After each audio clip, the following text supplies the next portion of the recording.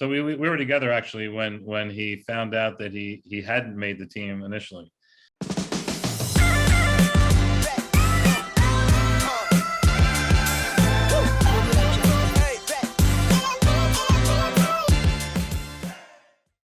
Exactly, yeah.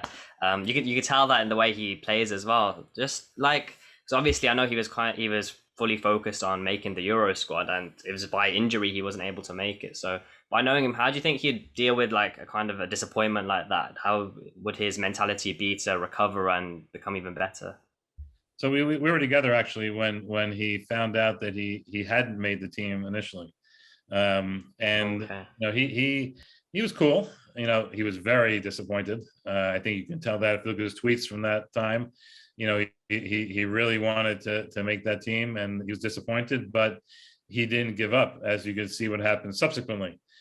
He made sure that he played well, and that there was no chance that you could not take him without looking foolish, because he was playing so well, and he would be such an asset to the team.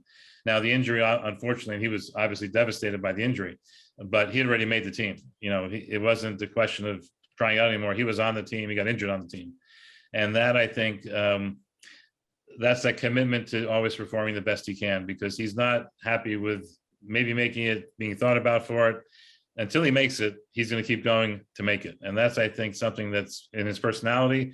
And the disappointment that he sees, he then channels that back into performance and effort to get what he wants to get. And again, that's what you want. If you're in a company that you have people working for you, if you're on a team, you have players playing for you. If I'm in my office and I have somebody working for me, if they make a mistake, I don't want them to go sit in the corner. I want them to learn from the mistake, do better next time, and make everything run better. That's what you want. That's Trent.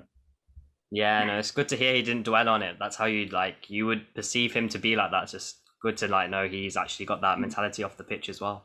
Yeah. I don't know how, I'm sure he was sad. I know he was sad because I was next to him for a while, but it didn't show in what he did. It didn't show in our work together. And as you see, it didn't show in long-term his performance. Yeah. And that's probably the very reason if you'll make it to the very top in his career, isn't it? Yeah. But it's important to think about that. What I try to do is take sports vision and make sure people understand it. That's one of the reasons I do this YouTube channel is to make it not just for elite athletes or not just for elite teams, for everybody, because that lesson that we just said of disappointment, refocusing your efforts, and outperforming where you were when you're disappointed is a lesson that's not just for athletes. It's a lesson for everybody. Not only a sports vision, a lesson for everybody, but that ability is an important thing that people should keep in mind.